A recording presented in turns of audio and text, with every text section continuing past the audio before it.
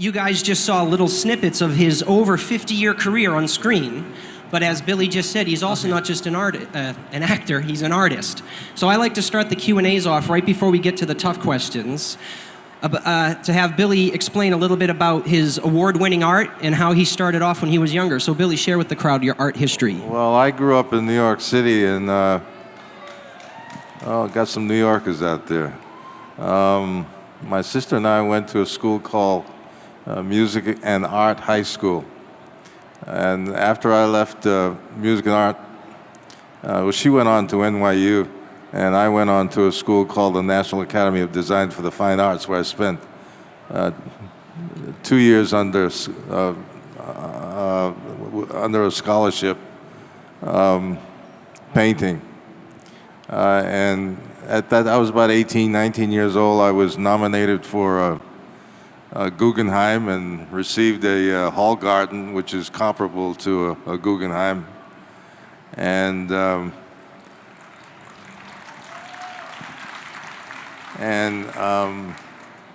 I have a painting. At the Smithsonian owns one of my paintings. The Schoenberg in New York owns one of my paintings. And the Kansas City Jazz Museum owns one of my paintings. The work, I call my work abstract reality. And what I mean by that, as real as things are, they are as abstract.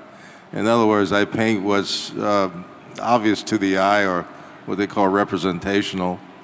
And I include stuff that allows the spectator to bring their own experiences into what they're looking at. But I have a website that if you ever want to take a look at some of the stuff, you can see some of the stuff on BDW. What is it? BDWWorldArt.com. Is that it? That's it. Yes, right. sir. Okay. You know your own website. Good job. So everybody's going to go there and look at some art. And if you want to see a little bit of art today, at his signing booth, we actually have a lithograph of The Empire Strikes Back. It's a piece that he did based on the experience he had on the film. But I've also written, co-authored about 3 books. 2 books on psychic spying with Rob McGregor, and the other book is the third book I co-authored is a romance novel.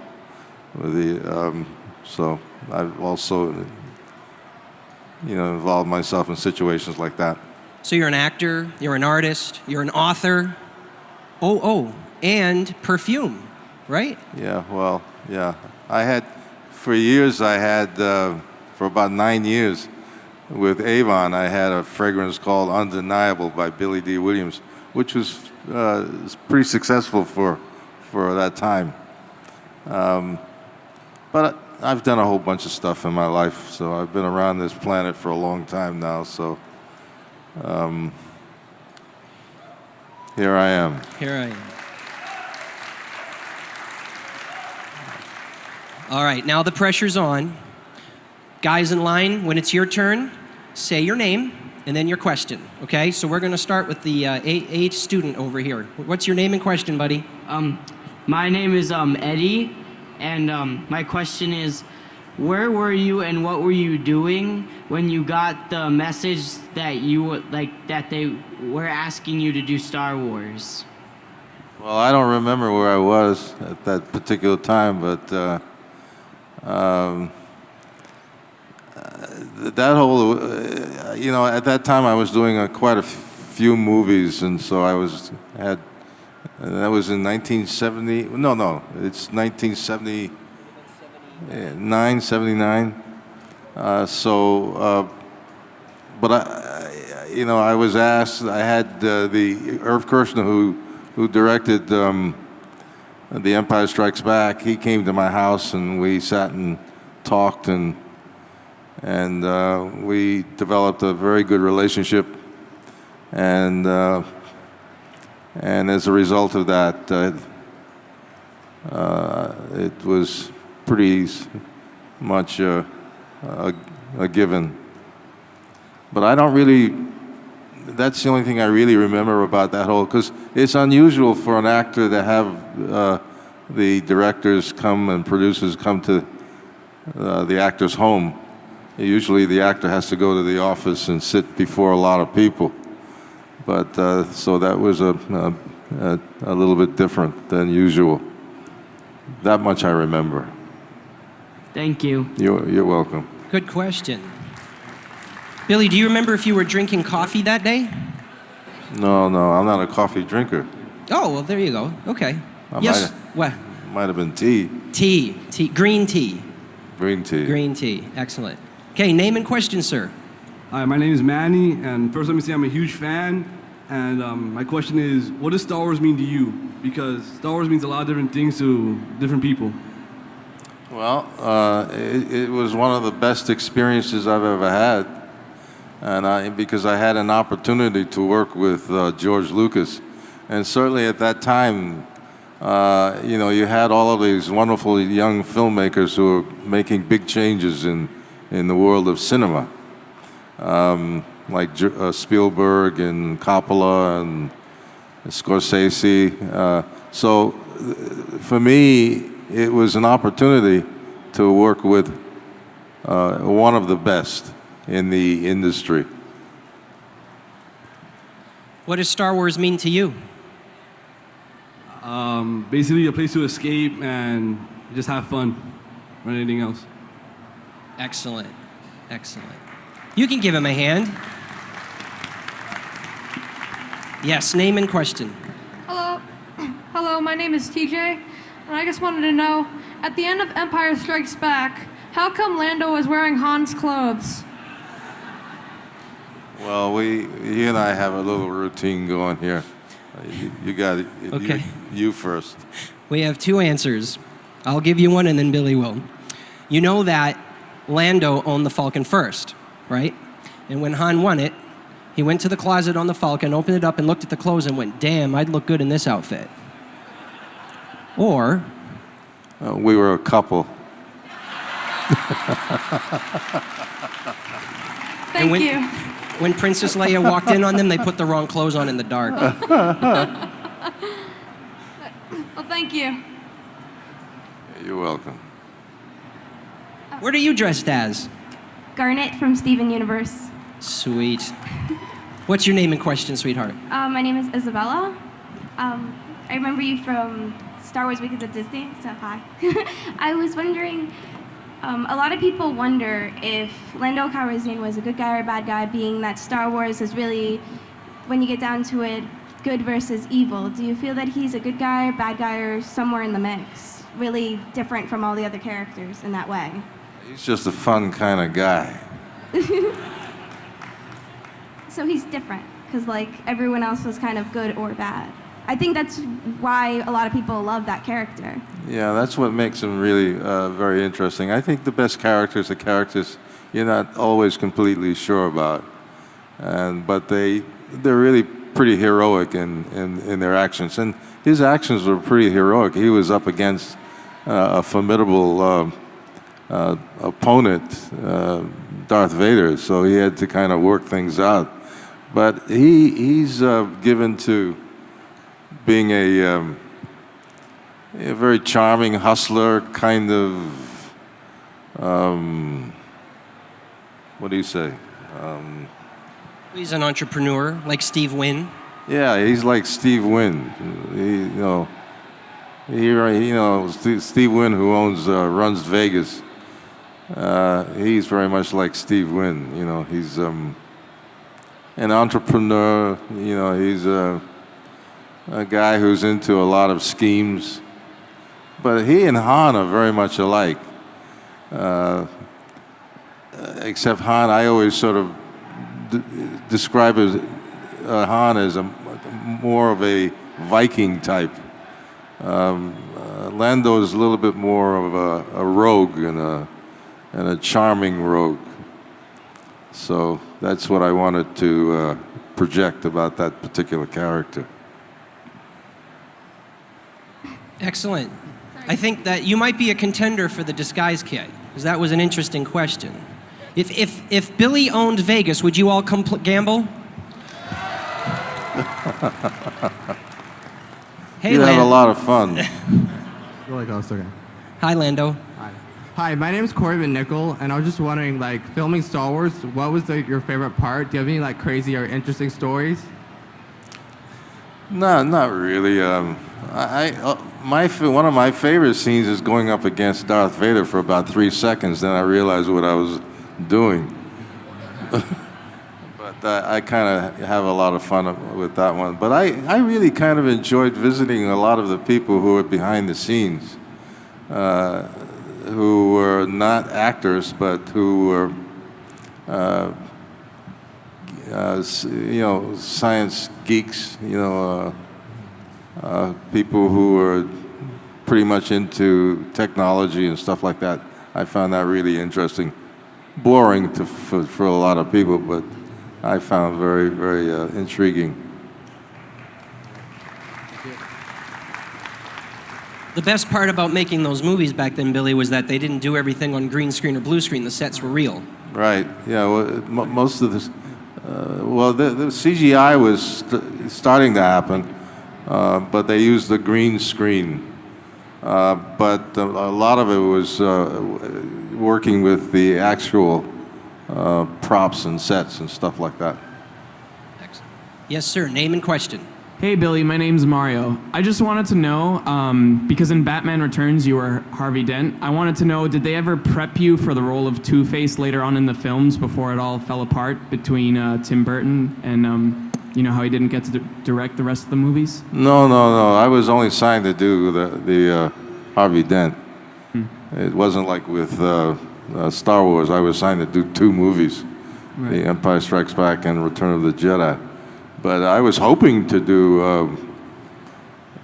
Two-Face, but Sony bought it out. So, Right. so you lose some, you win some, and lose some. It's life. Yeah. Thank you.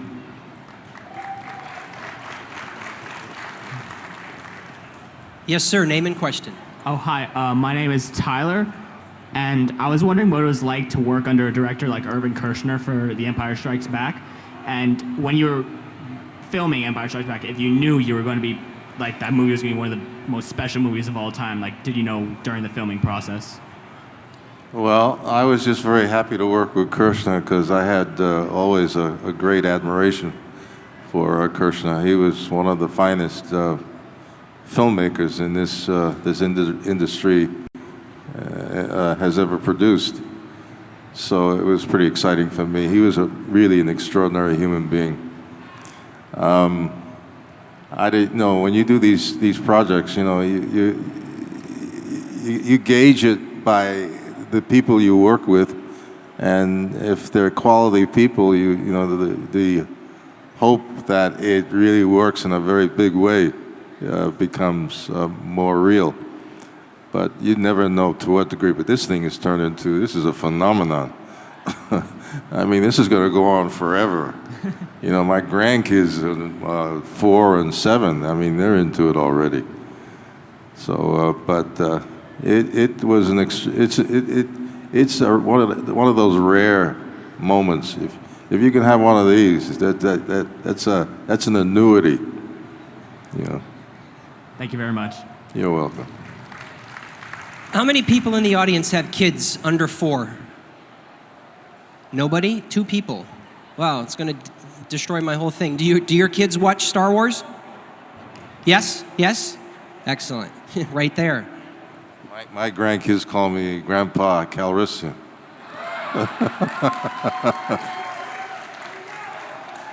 The question about Kersh is interesting.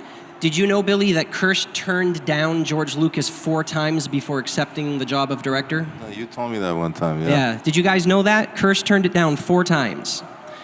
Do you guys know part of why Kersh agreed to do it? Does anyone know why? Nobody? Do you want to know?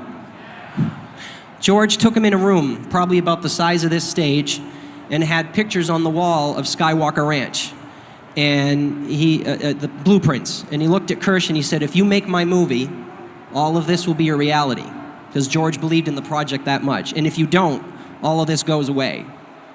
And Kersh thought about it for a minute, and he went, okay, I'll do it. And lo and behold, Lucasfilm is what it is today. So it's pretty interesting. Well, for me, Empire was like, of the three at that time, that was the best of the three. Production-wise, and certainly he really understood actors. He understood how to work with actors. And I think everyone agrees with you out there, right? Is Empire the best? Oh, I don't know. I don't feel it. Yes, ma'am. Name and question. My name is Faith, and I was wondering, as an actor, which scenes do you feel were, one, the most fun to play, maybe because of stunts or physical activity, and which did you find the most difficult, maybe emotionally or physically to play? Well, the difficult was when we were doing Return of the Jedi, and we were doing that scene in the Sarlacc pit. That was a kind of a difficult moment. As a matter of fact, I got a what do you call it? Squib. Squib. Squib.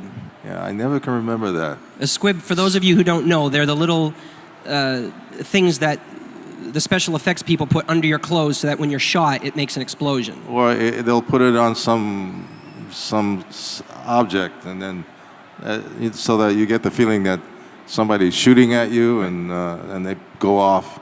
Well, one went through my toe, and right at that moment, that was the moment when Harrison was to save me, and he got so involved with and so engrossed in his acting and I was screaming that I was hurt. He had no awareness of the fact that I was hurt until at some point, he suddenly sort of snapped out of it. I said to myself, boy, this guy really gets involved, doesn't he? But that might have been a difficult moment, a scary moment, because in moments like that, you drop into a situation, and if you're not really a stunt person, you could get severely hurt. But I have one of my, the guy that used to do a lot of my stunts, Julius LaFleur, who was excellent, did a lot of the stuff that in those situations. But I always try to do as much, in those years, I always tried to do as much of my own stunts as possible. But anyway, that was the difficult one. Interesting stuff, for me, it was just, the whole experience was really really interesting, to see the sets, even like Batman. And when I saw Gotham City, I was just totally in awe. I was amazed at the craftsmanship of those the people, the people I call unsung heroes. You don't hear anything about these people. You hear just all about the actors and all of their craziness. But there are these people who just do masterful work, putting all those sets together. It's incredible. So anyway, you're welcome. See, that's why when you go to a movie, you guys should never get up during the credits. You should watch all the credits, because without all those people, Billy wouldn't be sitting here. So remember that the next time you go to see a film. Hey, buddy. Hi. What's your name? My name is Richard Valdez, and I just wanted to know, if it were up to you, would you take Darth Vader's deal when you were in Sky City? Yeah. If I say that again? Like, would you take Darth Vader? Your opinion, would you take Darth Vader's deal, or would you take in Han Solo's? Well, I kind of had to take Darth Vader's deal, but I was trying to prevent everybody from having a complete demise, or I was trying to prevent everybody from getting killed. Nobody got killed. So the deal that I made with Darth Vader, or Lando made with Darth Vader, worked up to a certain point, so that But trying to make a deal with Darth Vader is, that's like trying to make a deal with the devil. So, but I always say, look, I've been accused of, Lando has been accused of betraying Han Solo. Even when I was, used to pick my daughter up from school, in elementary school, and I'd be waiting in the schoolyard, and then the little kids would run up to me and say, "You betrayed Han Solo!" And I'm like in the middle of the schoolyard arguing or trying to justify Lando's actions. I'd get on an airplane and the stewardess say, "You betrayed Han Solo." And I'm like having this discussion about, why I had to do why Lando had to do what he did. But it worked out. Nobody got killed. So. Thank you. And plus, Lando he lost everything. He lost Las Vegas. That's a big deal. All right, so now, Billy, what if it was actually you, Billy Dee Williams, the actor, not Lando? Would you, Billy Dee, have done the same thing that Lando did? Well, you got to consider the whole situation, right? Mm-hmm. Why would you ask me such a question? Because I'm putting you on the spot. Why? I thought we were friends. Well, not anymore. Oh. The pressure is on. Oh, well. I don't think you would have. I would not. Yeah. All right. Are you ready? Yeah, I'm ready. Okay, what's your name? Yes, I would. You My name would? is Pete. No, Wait I a minute, wouldn't. wait a minute. Okay, all right. It's a yes or no question. Well, it's not a yes and no question. It's a long discussion. Yeah, it's a long We'll have it discussion, tonight at yeah. dinner. Okay. We'll all be at a certain restaurant. You all can come, and we'll discuss it then. How's that? You coming? Sure. Okay. What's your name and question? My name is Pierce, and what was your biggest influence to become an actor? My biggest influence? Let's see. When I was a little boy, my mother always talked about Rudolph Valentino. And I used to watch his movies. You don't even know who Rudolph Valentino is. But I always thought of being kind of like Rudolph Valentino, and as a little boy, to be a kind of romantic figure on the screen. But Marlon Brando was one of the biggest influence as far as the whole acting thing is concerned. But I also worked with some of the most incredible people in the movie business, and when I was a very young person. So I had a lot of influences, really. In many ways, my mom, she always wanted to be a movie star. My mother was really a very pretty woman, and had a beautiful voice. She studied opera for many years, so she was a big influence on my life. Actually started me in this business when I was 6.5 years old. Anyway. Thank you. Hey, wait, don't sit down, buddy. Hold on. What do you want to be when you grow up? An actor. Oh, okay, so who's your influence?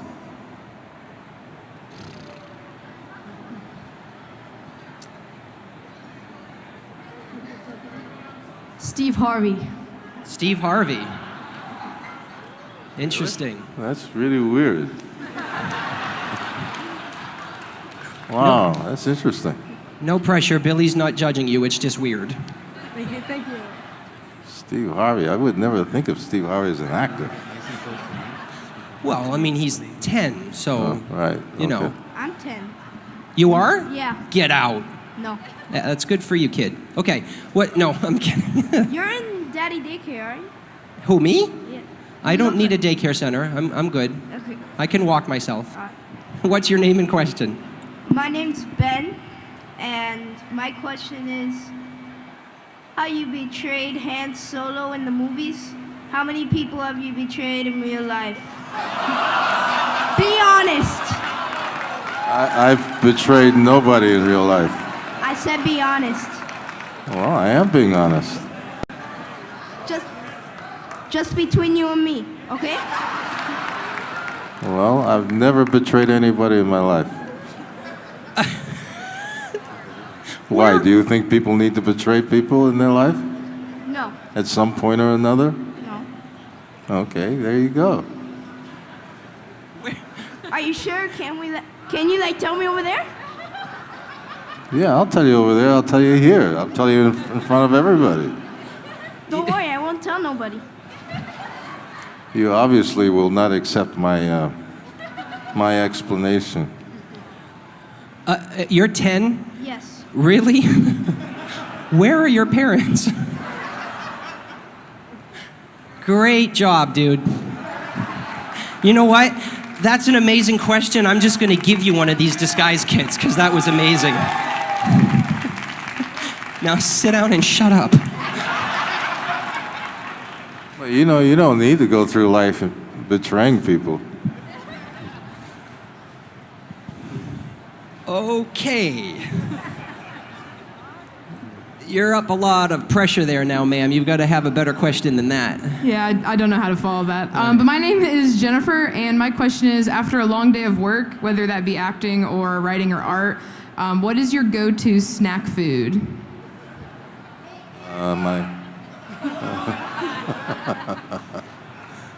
You know what he said? Colt 45. It works every time.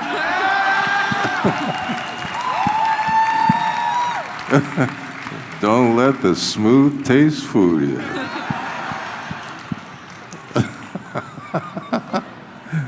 Cheese and crackers, or a tuna fish sandwich.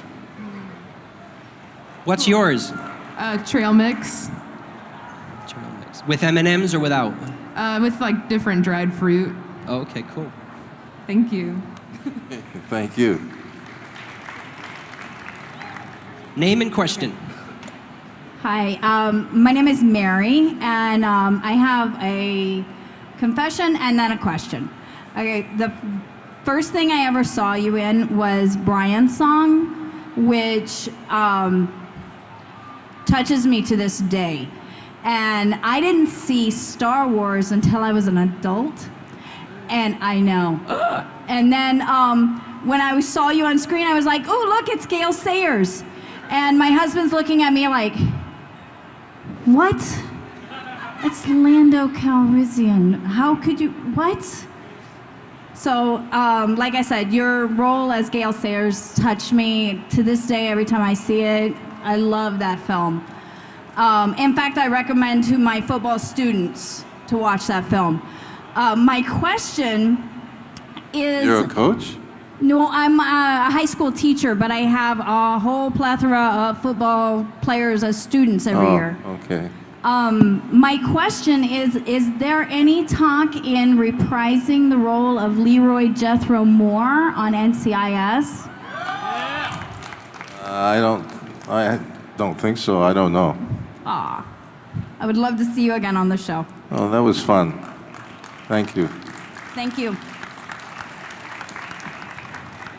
Hey, I'm Fernando. My question is for you is like, how did you feel on being in the set for the Millennium Falcon throughout the whole movie? Oh, it was fascinating. You know, it was like being in a toy store with big toys to play with. Yeah. It must be awesome. It was awesome. Thank you. Did you keep anything from set, Billy? No, I should have kept the cape. The cape was key to the character.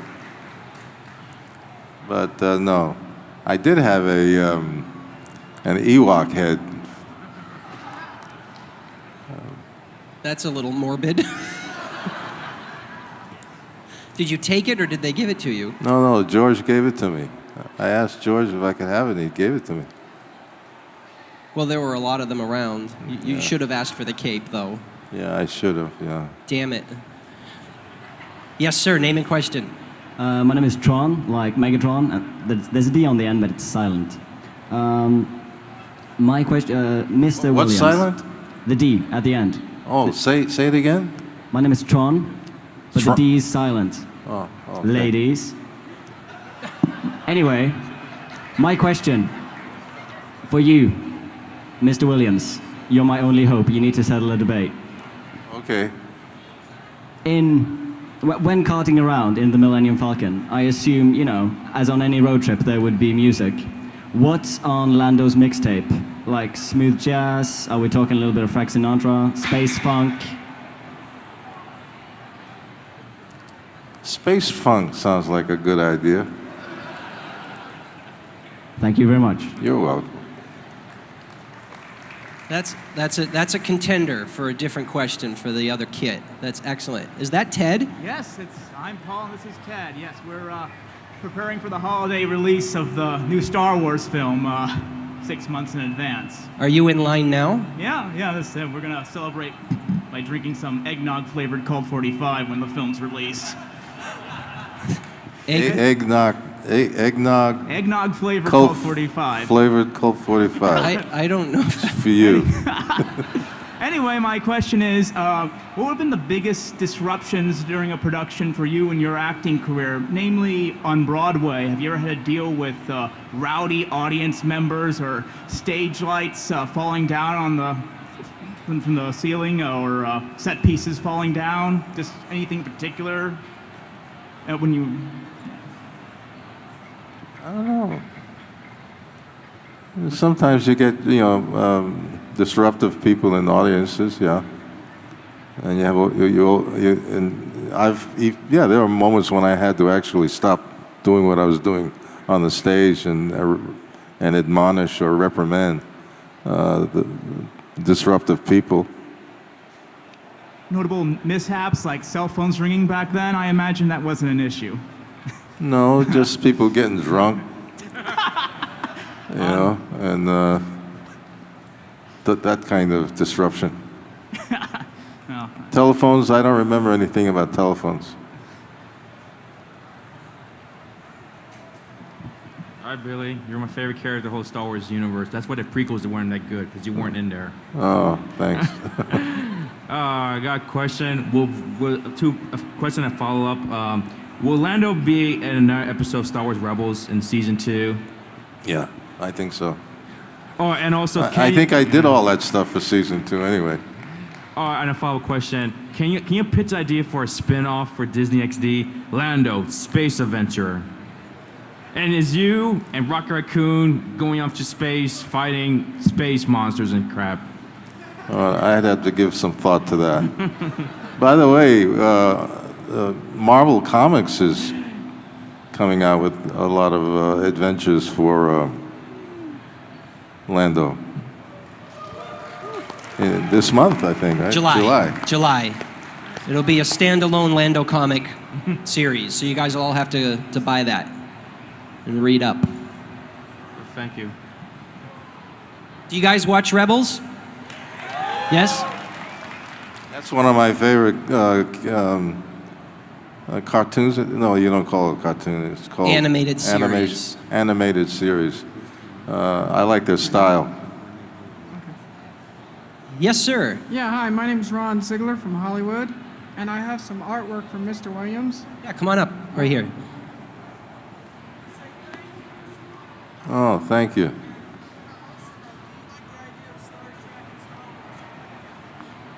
Do you like the idea of Star Wars and Star Trek coming together? When did that happen? Oh, if it does happen. He wants to know if you think that Star Wars and Star Trek would be a good combination. What do you think? Oh, this is very interesting. Thank you very much. Appreciate it. What now? What do you think if Star Wars and Star Trek were to come together? Do you think that would be a good idea? Well, in a way it is. J.J. Abrams is directing it. So in some ways, I guess he'll mix and marry ideas between that experience and the other experience. Okay, thanks a lot, and I appreciate you giving me the artwork. Thank you. Thank you. Are you the artist? Are you the artist? Where's the camera? It's very interesting. Where's the camera? Over here? Here, let's show the whole audience this picture. Are you getting that? Well, there are two of them there. Oh, there's another one?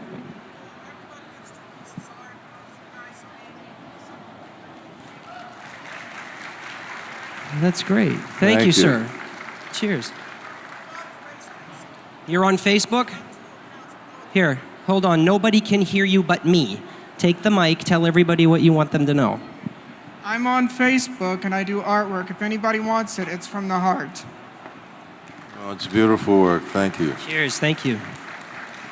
And you're a beautiful person. Hi there. Oh, how old?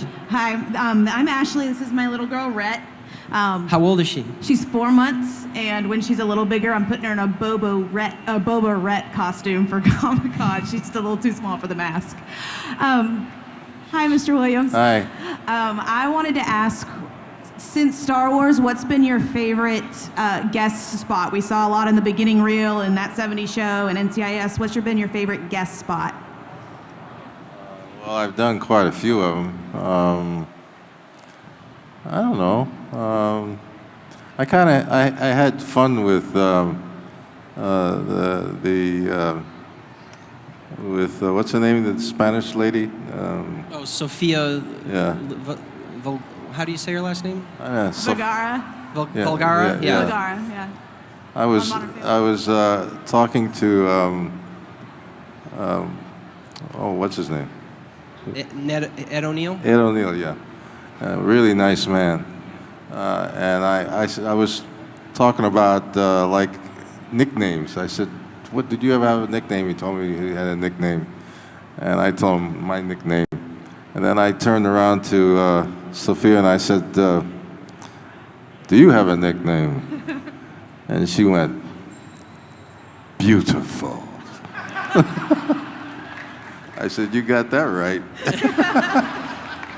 Thank you. You're welcome. And have a good time with that beautiful baby. Hi. Name and question. My name is Pat. Just a question for you. If you could have been in any other film that you were not in, obviously, what would that film have been?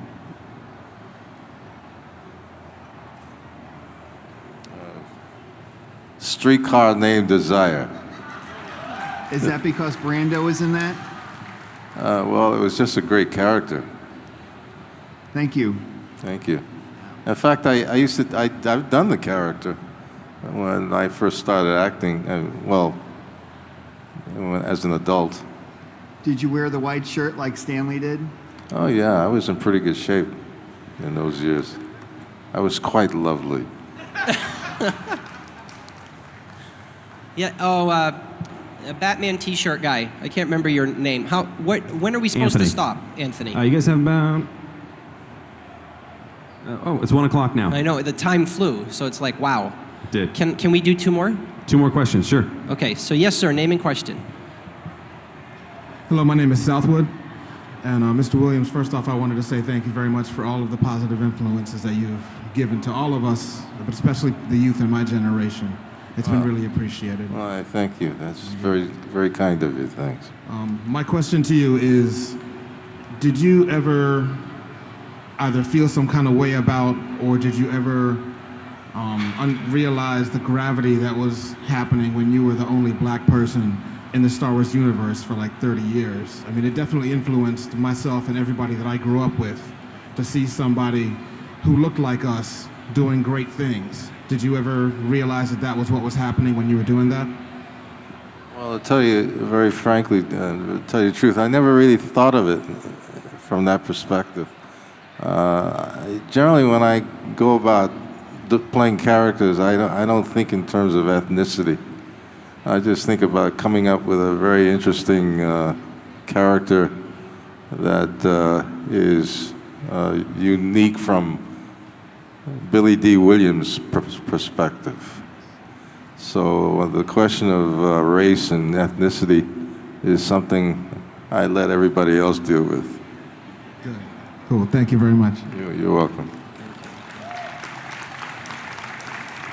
Hey, buddy. Name and question. My name's Hayden, and my sister watches Dancing with the Stars, and I learned you were on it. I don't really watch the show. And the second is, I didn't know you were on the Tim Burton Batman films, and I was wondering if you could do an impression of what your Harvey Dent would be like when he becomes Two-Face. Well, that would be hard to it would be my version. There's no question about it. But at this point, it would be very difficult to talk about it. You know, it's a process. You know. Thank you. Okay, thanks. So guys, do me a favor. Where's that girl with the puffy hair and the costume? Because I liked her question. We're going to give her the other kit. Is she still here? Yeah, there you go. There you go. Sweet. Don't lose it, guys. You can give her a round of applause. So I need everybody to do me a favor.